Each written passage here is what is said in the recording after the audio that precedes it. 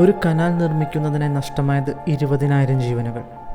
അതെ, ഞാനീ പറയുന്ന കനാൽ വേറെ ഇതുമല്ല, റീസെൻ്റ്ലി ട്രംപ് അധികാരം തിരിച്ചെടുക്കുമെന്ന് പരാമർശിച്ച പനാമ കനാൽ തന്നെ.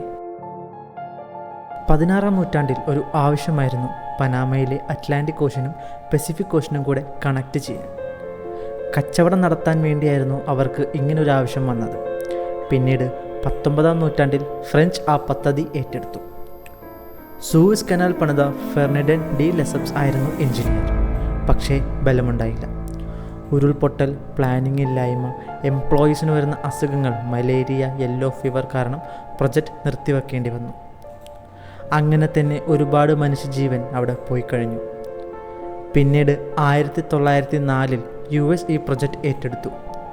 അസുഖങ്ങൾ പടരാതിരിക്കാൻ അവർ മെച്ചപ്പെട്ട ചികിത്സാരീതിയും പ്രിക്കോഷൻസും എടുത്തു. മികച്ച എഞ്ചിനീയറിംഗ് മികവ് കൊണ്ട് തന്നെ അവർ ആ കനാൽ 1919-ൽ പൂർത്തിയാക്കി. US army engineer colonel George Washington ആയിരുന്നു പൂർത്തിയാക്കിയപ്പോഴുള്ള എഞ്ചിനീയർ.